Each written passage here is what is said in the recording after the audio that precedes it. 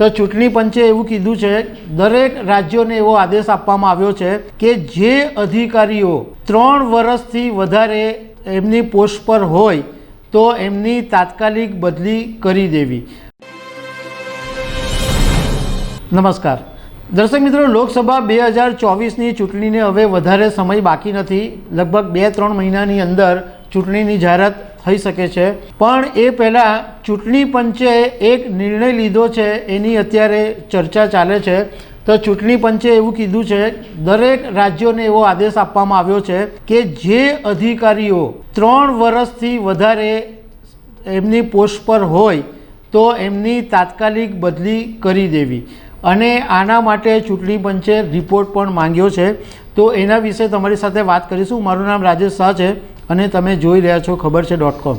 દર્શક મિત્રો, ચૂંટણી પંચે એક આદેશ બધા રાજ્યોને આપ્યો છે કે લોકસભાની ચૂંટણીને ધ્યાનમાં રાખીને 30 જૂન સુધીમાં જે અધિકારીઓ એટલે પોલીસ અધિકારી અને રેવન્યુ અધિકારી, IPS, IAS આ બધા જે છે એમાં 3 વર્ષથી વધારે જેમની જોબ હોય એમની તાત્કાલિક રીતે બદલી કરી દેવી। એટલે હવે જાન્યુઆરી 2024નો સમય શરૂ થશે અને 9 વર્ષ થશે ત્યારે ઘણા બધા લોકોની બદલીઓ થઈ જશે।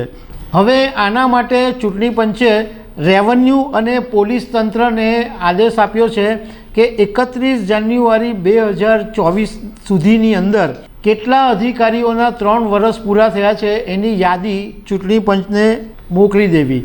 એટલે એના આધારે પછી એવું નક્કી થશે તો ફેબ્રુઆરી સુધીમાં PSI, PI, ડેપ્યુટી SP આ બધાની બદલી થઈ શકે છે, અને રેવન્યુની અંદર મામલતદાર અને ડેપ્યુટી કલેક્ટરની બદલી થવાના સંજોગો છે।